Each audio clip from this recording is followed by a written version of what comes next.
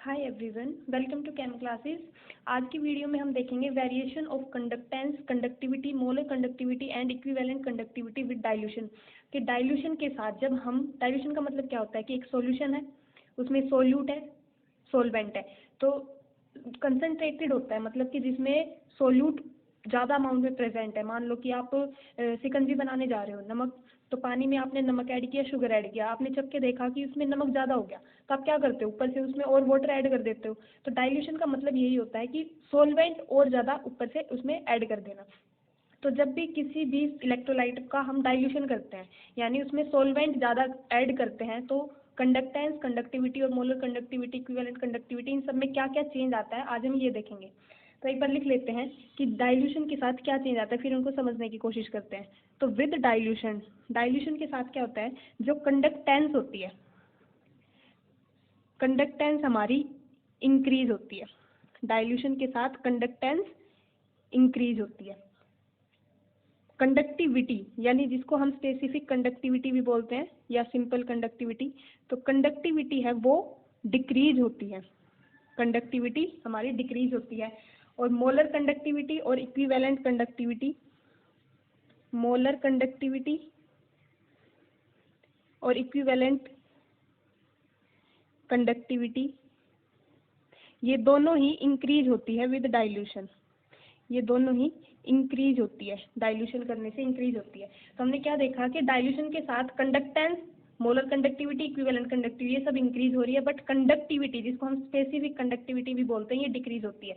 तो इनका क्या रीजन है, एक एक करके समझने की कोशिश करते हैं। तो सबसे पहले देखते हैं कंडक्टेंस कि ये क्यों इंक्रीज हो रही है। तो उससे के लिए हम समझते हैं कि कंडक्टेंस क्या होता है, ये सब हम पहले पढ़ चुके हैं। कंडक्टेंस का मतलब क्या होता है, ये डिपेंड करती है नंबर ऑफ आयंस में, आयंस पे। It depend on number of ions, जितने ज़्यादा आयंस होंगे उतनी ज़्यादा कंडक्टेंस होगी किसी भी इलेक्ट्रोलाइट की, जितने ज़्यादा नंबर ऑफ आयंस होंगे उसकी कंडक्टेंस उतनी ही ज़्यादा होगी। तो क्या होता है, डाइल्यूशन के साथ यही होता है, जब हम किसी भी चीज़ को डाइल्यूट करते हैं तो ज़्यादा इलेक्ट्रोलाइट डिसोशिएट होता है, नंबर ऑफ आयंस इंक्रीज हो जाते हैं। विद डाइल्यूशन, डाइल्यूशन के साथ क्या होता है, नंबर ऑफ आयंस इंक्रीज हो जाते हैं, क्योंकि डिसोशिएशन इंक्रीज हो जाता है, डिग्री ऑफ डिसोशिएशन इंक्रीज हो जाता है, डिसोशिएशन हमारा इंक्रीज हो जाता है। तो वीक इलेक्ट्रोलाइट के केस में तो डिसोशिएशन इंक्रीज हो जाता है, तो नंबर ऑफ आयंस इंक्रीज हो गए डाइल्यूशन के साथ। और स्ट्रॉन्ग इलेक्ट्रोलाइट के केस में क्या होता है कि जो इंटर आयोनिक इंट्रैक्शन होती है, यानी आयंस की आपस में जो इंट्रैक्शन होती है, मान लो कि ये एक इलेक्ट्रोलाइट है कंसनट्रेटेड, इसमें आयंस है जो हमारे पास पास है, फिर हमने इसका कर दिया डाइल्यूशन, डाइल्यूशन कर दिया, यानी ऊपर से और सोलवेंट ऐड कर दिया, तो ये जो आयंस है ये दूर दूर हो गए, तो इनकी आयंस की आपस में जो इंट्रैक्शन है वो कम हो जाती है। इंट्रैक्शन कम होने से ये इजीली मूव कर सकते हैं, आयंस है वो इजीली मूव कर सकते हैं, तो इजीली मूव कर सकते हैं, तो इसलिए उनकी कंडक्टेंस इंक्रीज हो जाती है।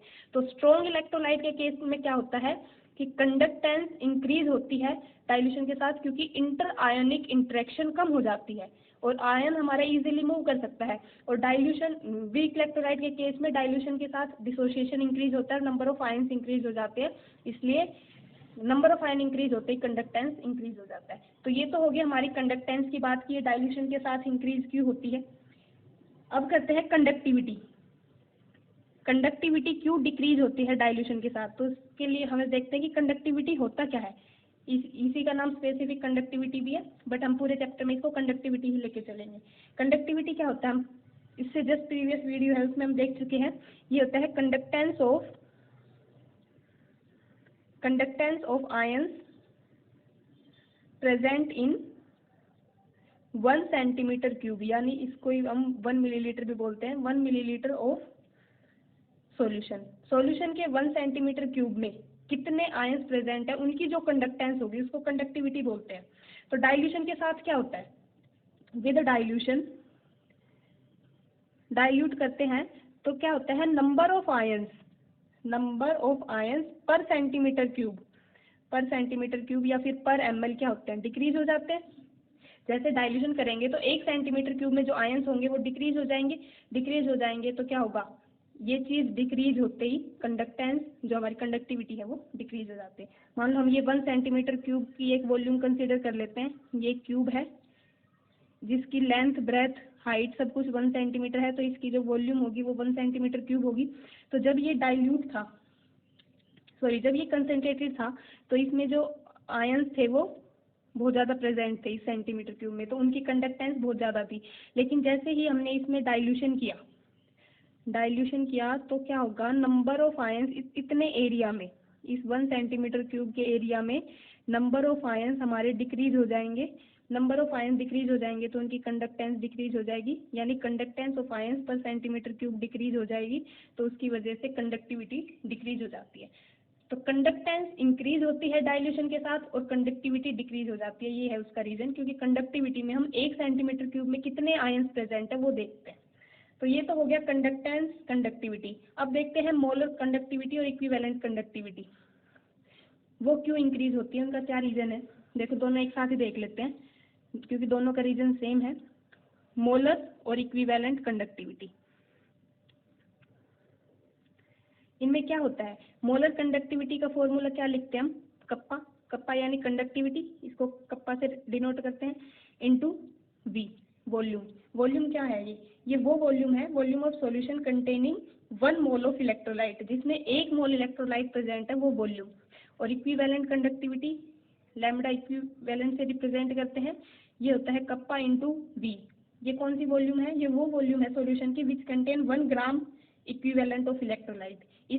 ये वो वॉल्यूम है which contain 1 mole of electrolyte, ये volume which contain 1 gram equivalent of electrolyte. ये सब हम प्रीवियस वीडियो में देख चुके हैं, चलिए एक बार लिख भी लेते हैं। ये क्या है, volume of solution containing 1 mole, molar है ना, तो 1 मोल ऑफ इलेक्ट्रोलाइट।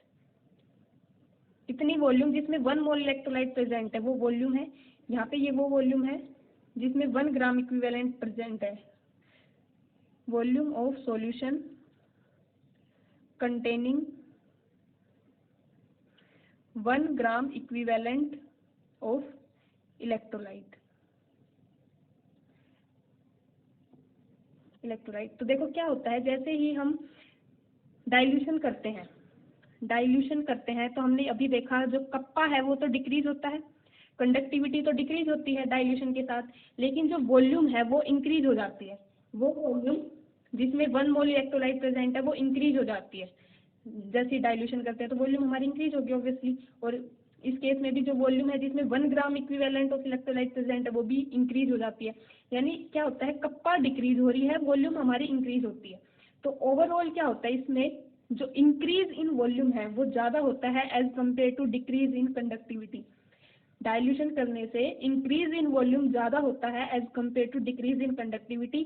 तो ओवरऑल एक चीज डिक्रीज हो रही है, एक इंक्रीज हो रही है, जो इंक्रीज हो रही है वो ज्यादा अमाउंट में इंक्रीज हो रही है, तो ओवरऑल क्या होता है, ये चीज हमारी इंक्रीज हो जाती है। तो ओवरऑल क्या है, जो मोलर कंडक्टिविटी और इक्विवेलेंट कंडक्टिविटी है वो इंक्रीज हो जाती है विद डाइल्यूशन। ये हो गया। अब हम समझते हैं इनको ग्राफ के माध्यम से, कि ग्राफ के माध्यम से हम इन चीजों को कैसे समझ सकते हैं। देखो हम पता है इलेक्ट्रोलाइट है, 2 तरह का होता है, स्ट्रॉन्ग इलेक्ट्रोलाइट और वीक इलेक्ट्रोलाइट। स्ट्रॉन्ग इलेक्ट्रोलाइट विच कम्प्लीटली डिसोशिएट इनटू आयंस, और वीक है जो पार्शियली डिसोशिएट होता है, यानी कंप्लीट डिसोशिएशन नहीं होता। तो इन दोनों का ही बिहेवियर स्टडी करेंगे कि डाइल्यूशन के साथ कैसे कैसे चेंज आता है। सबसे पहले देखते हैं conductance behaviour of strong electrolyte. Conductance behaviour of strong electrolyte. Strong electrolyte के केस में क्या होता है, देखो डिबाय-हक्कल ने एक इक्वेशन दी थी जिसको जाना जाता है डिबाय-हक्कल-ओनसागर इक्वेशन के नाम से। डिबाय-हक्कल ने और ओनसागर, 2 साइंटिस्ट ने मिलकर दी थी डिबाय-हक्कल-ओनसागर इक्वेशन। ये इक्वेशन क्या होती है, molar conductance is equal to molar conductance nought, यानी इसको बोलते हैं molar conductance at infinite dilution, यानी वो कंडीशन जब डाइल्यूशन इनफाइनाइट हो जाए, एक लिमिटिंग वैल्यू, माइनस a√c। यहाँ पे a एक कांस्टेंट है जो डिपेंड करता है नेचर ऑफ इलेक्ट्रोलाइट पे, विच depend on nature of electrolyte, और सी यहाँ पे हमारी कंसंट्रेशन होती है। तो ग्राफ प्लॉट किया जाता है between molar conductivity and under root C concentration के बीच, ठीक है। तो यहाँ पे ये मान लो हमारी जीरो कंसंट्रेशन है, 0.1, 0.2, रूट अंडर रूट सी की वैल्यू है ये 0.3, 0.4। तो क्या है, इस साइड कंसंट्रेशन इंक्रीज हो रही है, तो क्या हो रहा है, इस साइड हमारी डाइल्यूशन हो रही है। तो क्या होता है इसमें, जैसे जैसे हमारा डाइल्यूशन होता है, तो हमने देखा था मोलर कंडक्टिविटी क्या है, डाइल्यूशन के साथ इंक्रीज होती है। Molar conductivity increase with dilution. तो हमारा ग्राफ ऐसा आता है, कुछ इस तरह का ग्राफ आता है। ये पता है, ये जो इक्वेशन है इसी के बेसिस पे ग्राफ प्लॉट किया जाता है। हम ये स्ट्रेट लाइन की इक्वेशन है, स्ट्रेट लाइन की इक्वेशन क्या होती है, y is equal to M X plus C. ये स्ट्रेट लाइन की इक्वेशन है जिसमें हम y और x के बीच में ग्राफ प्लॉट करते हैं, y एक्सिस पे और x एक्सिस पे। तो इस यहाँ पे हमारा जो y है वो क्या है, मोलर कंडक्टेंस, x क्या है हमारी रूट अंडर रूट सी। तो इंटरसेप्ट क्या हो गया, ये हो गया हमारा इंटरसेप्ट। तो जो सॉरी स्लोप, m क्या है यहाँ पे, स्लोप होता है, स्लोप। तो स्लोप क्या हो गया, माइनस ए, कैसा स्लोप है, नेगेटिव स्लोप है। तो नेगेटिव स्लोप है इसलिए ये इस तरह का ग्राफ आता है। पॉजिटिव स्लोप में ऐसा ग्राफ आता है, नेगेटिव स्लोप में ऐसे डिक्रीजिंग ग्राफ आता है। ये इंक्रीजिंग है, ये डिक्रीजिंग है। और सी होता है यहाँ पे इंटरसेप्ट, कि ये जो लाइन है ये वाई एक्सिस को कहाँ पे कट करेगी, कहाँ पे उसको इंटरसेक्ट करेगी, वो उसे इंटरसेप्ट बोलते हैं। तो यहाँ पे ये क्या है हमारा इंटरसेप्ट, है molar conductance at infinite dilution. इसको बोलते हैं मोलर कंडक्टेंस, मोलर कंडक्टिविटी, ये कंडक्टेंस बोल दो कुछ भी, पर आगे मोलर लग जाए तो वो एक ही मतलब है। Molar conductivity eight infinite dilution. Infinite dilution पे मोलर कंडक्टिविटी, या इसी का नाम होता है limiting molar conductivity. Limiting molar conductivity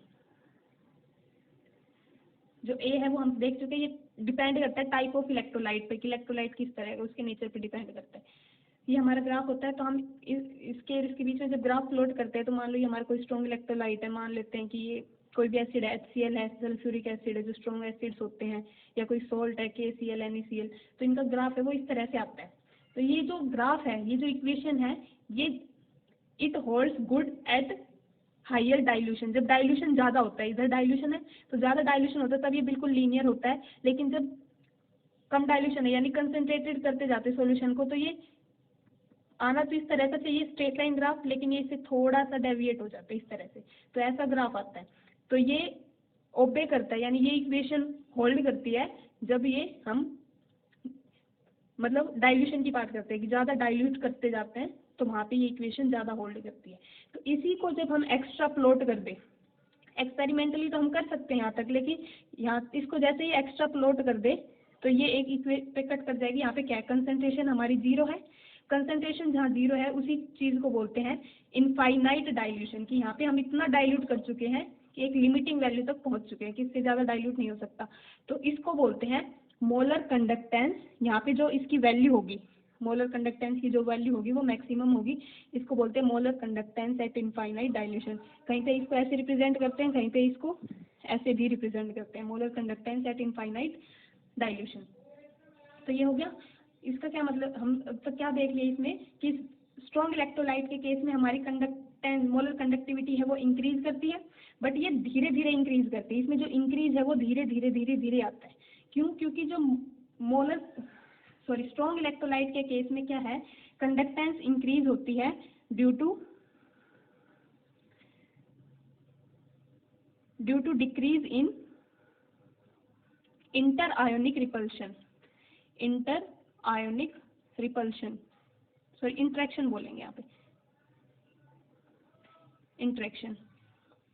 inter आयनिक इंट्रैक्शन के कम हो जाने की वजह से कंडक्टेंस इंक्रीज हो रही है। और जो नंबर ऑफ आयंस है वो तो कांस्टेंट ही रहते हैं, नंबर ऑफ आयंस है वो कांस्टेंट रहते हैं डाइल्यूशन के टाइम, क्योंकि स्ट्रॉन्ग इलेक्ट्रोलाइट है पहले ही कंप्लीटली डिसोशिएट हो चुका है। तो इतना डिसोशिएट हो चुका है तो उसको मतलब कंप्लीटली जब डिसोशिएट हो चुका है तो वो और फर्दर तो डिसोशिएट होगा नहीं, यानी नंबर ऑफ आयंस वो तो रहेंगे कांस्टेंट, नंबर ऑफ आयंस तो कांस्टेंट रहते हैं डाइल्यूशन के टाइम पे, बस इंटर आयनिक इंटरेक्शन है वो कम होती है, तो उसकी वजह से ये इंक्रीज देखने को मिलता है कि डाइल्यूशन के साथ जो मोलर कंडक्टिविटी है वो इसलिए इंक्रीज हो रही है। तो इसमें तो स्मॉल इंक्रीज आता है। जब हम बात करते हैं हम वीक इलेक्ट्रोलाइट के केस में, वीक इलेक्ट्रोलाइट के केस में यहीं पे देख लेते हैं conductance behaviour of weak electrolyte. Conductance behaviour weak electrolyte क्या होता है, जो कंप्लीटली डिसोशिएट नहीं होता, लेकिन जैसे जैसे डाइल्यूट करते जाते हैं डिसोशिएशन इंक्रीज होता जाता है, तो कंडक्टिविटी उसकी इंक्रीज होती जाती है, मतलब सॉरी कंडक्टेंस उसकी इंक्रीज होती जाती है, तो मोलर कंडक्टिविटी भी इंक्रीज होती है। तो जो वीक इलेक्ट्रोलाइट है उसका ग्राफ कुछ इस तरह से आता है। वीक इलेक्ट्रोलाइट के केस में मान लेते हैं कोई एसिटिक एसिड है, वो वीक इलेक्ट्रोलाइट है, तो ये इंक्रीज होता है, लेकिन जैसे हम इनफाइनाइट डाइल्यूशन के पास पहुंचते हैं, तो एकदम से स्पीड से इंक्रीज होता है, ये बहुत स्पीड से मतलब इंक्रीज होता है हमारी मोलर कंडक्टेंस की वैल्यू। इस तरह से ग्राफ आता है। ये हम ले लेते हैं एसिटिक एसिड का, जो कि एक वीक इलेक्ट्रोलाइट है। ये वीक हो गया, ये स्ट्रॉन्ग इलेक्ट्रोलाइट हो गया, थोड़ा सीधा ही होता है ये ग्राफ। तो वीक इलेक्ट्रोलाइट के केस में क्या होता है, डाइल्यूशन के साथ नंबर ऑफ आयंस इंक्रीज होते हैं। वीक इलेक्ट्रोलाइट के केस में जैसे जैसे हम डाइल्यूट करते जाते हैं इलेक्ट्रोलाइट को, तो क्या होता है, डिसोसिएशन इंक्रीज होता है, तो नंबर ऑफ आयंस है वो इंक्रीज होते हैं। तो नंबर ऑफ आयंस के इंक्रीज होने से ये कंडक्टेंस इंक्रीज हो रही है। तो वीक इलेक्ट्रोलाइट के केस में बहुत स्पीड से जैसे जैसे इनफाइनाइट डाइल्यूशन के पास पहुंचते हैं, तो यहाँ पे आके क्या होता है, जो एसिटिक एसिड है वो भी कम्प्लीटली डिसोशिएट हो चुका होता है। जब हम यहाँ तक पहुँचते हैं वीक इलेक्ट्रोलाइट के केस में, जब इनफाइनाइट डाइल्यूशन के पास पहुँचते हैं, तो वीक इलेक्ट्रोलाइट भी कम्प्लीटली डिसोशिएट हो जाता है लगभग। तो इसलिए उसमें एकदम से स्पीड से इंक्रीज आता है, मोलर कंडक्टिविटी में एकदम स्पीड से इंक्रीज आता है, बट ये लिमिटिंग वैल्यू को रीच नहीं करता। यानी हम ये नहीं कह सकते, जैसे इसमें तो हमने एक्स्ट्रा प्लोटेशन करके इनफाइनाइट मतलब molar conductance at infinite dilution हम निकाल सकते हैं स्ट्रॉन्ग इलेक्ट्रोलाइट के केस में, लेकिन वीक इलेक्ट्रोलाइट के केस में हम इसको एक्स्ट्रा प्लॉट करके molar conductance at infinite dilution इस केस में नहीं निकाल सकते, एक्सपेरिमेंटली भी नहीं निकाला जा सकता, तो ये निकालना पॉसिबल नहीं है। तो इसके लिए molar conductance at infinite dilution for weak electrolyte, कि वीक इलेक्ट्रोलाइट के लिए कैसे निकाले, इसके लिए एक लॉ आया, कोलराश लॉ, जो कोलराश ने दिया था, कोलराश लॉ। तो ये लॉ क्या है, उसकी क्या क्या एप्लीकेशन है, ये हम नेक्स्ट वीडियो में अच्छे से डिस्कस करेंगे। अभी के लिए इतना ही। अगर आपको वीडियो पसंद आए तो एक लाइक कर दीजिए, चैनल को सब्सक्राइब कर दीजिए। Thank you so much for watching.